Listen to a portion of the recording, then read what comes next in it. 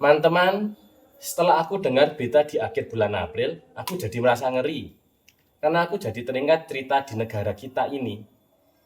Ingat gak harga cabai pas masa lebaran? Sudah umum kalau pedagang menaikkan harga jual. Mumpung karena daya beli masyarakat naik, bisa karena dapat THR atau dorongan sosial untuk belanja.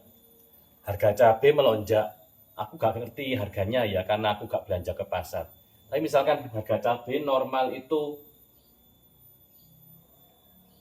50.000, melonjak menjadi 100.000. Lalu di berita-berita atau sosial media dikabarkan kalau kenaikan disebabkan oleh calo atau tengkulak. Terus dibumbui kalau petani sama pedagang pasar itu tertekan oleh calo ini ya.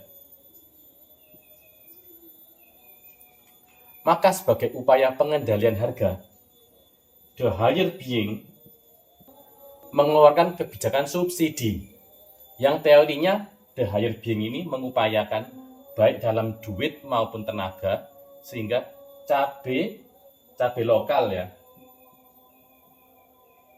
ini bisa sampai ke masyarakat dengan harga lebih murah.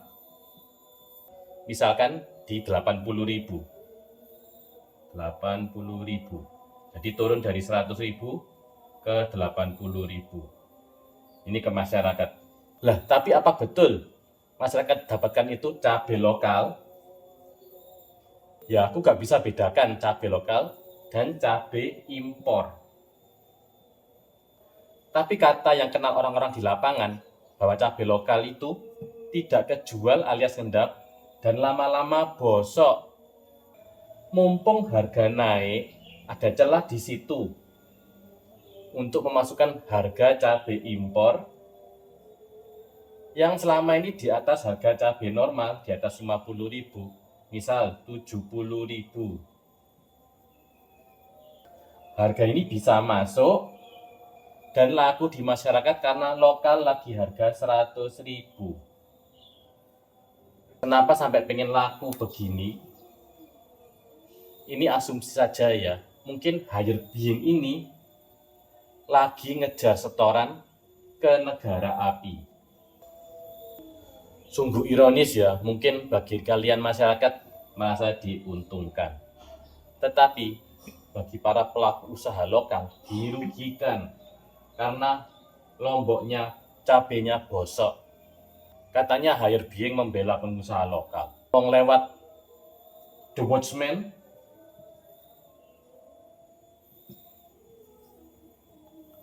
barang impor dipersulit masuknya. Buktinya importir awam selalu kena penyesuaian harga wajar, ya kan? Harga wajar. Misal plastik harga lokal di 20.000. Importir masukkan plastik luar total sampai pelabuhan 17.000. Dari negara api juga masuk 17.000. Tetapi sama The Watchman dikenakan harga wajar. Jadi kembali lagi ke 20.000. Ya percuma sebenarnya orang awam mikir impor untuk cari bahan baku dari luar. Kembali lagi intinya ya, impor cabai dari negara api itu juga bukan awam, tetapi ada higher being ini. Nggak ada saingan lagi dia. Mereka ini yang punya kepentingan dengan negara api. Lalu apa hubungannya dengan berita akhir-akhir ini, teman-teman? Ini sehubungan dengan harga plastik naik. Kenapa? Karena perang. Dan ini juga faktor kemumpungan ya. Mumpung perang, harga plastik naik. Misalkan 20.000 menjadi 40.000. Akhir bulan April kemarin, The Higher Being akhirnya mengeluarkan kebijakan Bea masuk 0% bagi bahan plastik. Aku ngeri, apa ini dampaknya ke pelaku usaha plastik? Pelaku usaha plastik yang mana saja ini?